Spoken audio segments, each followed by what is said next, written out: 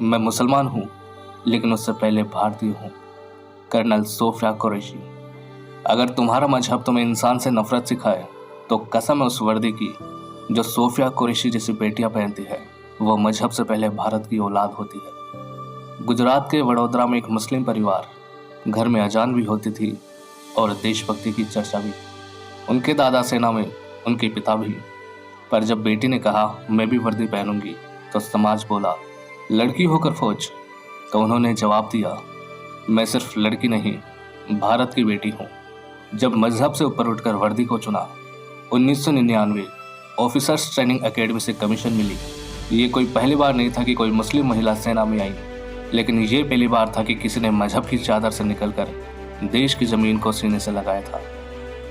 International मंच पर भारत की बेटी 2016 कर्नल सोफिया कुरैशी बनी पहली भारतीय महिला जिन्होंने मल्टीनेशनल सैन्य दल का नेतृत्व किया। ये सिर्फ एक मिशन नहीं था, ये भारत की एक मुस्लिम बेटी का जवाब था उन सबको जो कहते थे हम अलग है। ऑपरेशन सिंदूर, औरत की नहीं वतन की आवाज़। 7 मई 2025 जब पाकिस्तान में भारत ने ऑपरेशन सिंदूर चलाया तो पूरी दुनिया ने देखा कि मीडिया के सामने खड़ी वो अफसर कोई आम महिला नहीं थी, वो थी कर्नल सोफिया कुरैशी।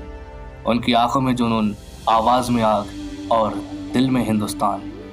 सोच बदलती है जब मिसाल बनती है। कर्नल सोफिया एक जवाब है उन नफरतों का जो मजहब के नाम पर देशभक्ति पर सवाल उठाती है। उनकी कहानी चीख चीख कर कहती है मैं मुसलमान हूँ, लेकिन उससे पहले भारतीय हूँ। ना आरएसएस ने रोका, ना सेना ने टोका, क्योंकि देश के दुश्मनों को मारने वालों का कोई धर्म नहीं होता। और राष्ट्र को जागरूक करता संदेश। ये सिर्फ सोफिया की कहानी नहीं, ये उस भारत की पहचान है जहाँ मंदिर की आरती और मस्जिद की अजान एक ही वतन के लिए उठती है। तो अगली बार जब कोई कहे मुसलमान और देशभक्त, तो उसका सीधा जवाब देना कर्नल सोफिया कुरैशी।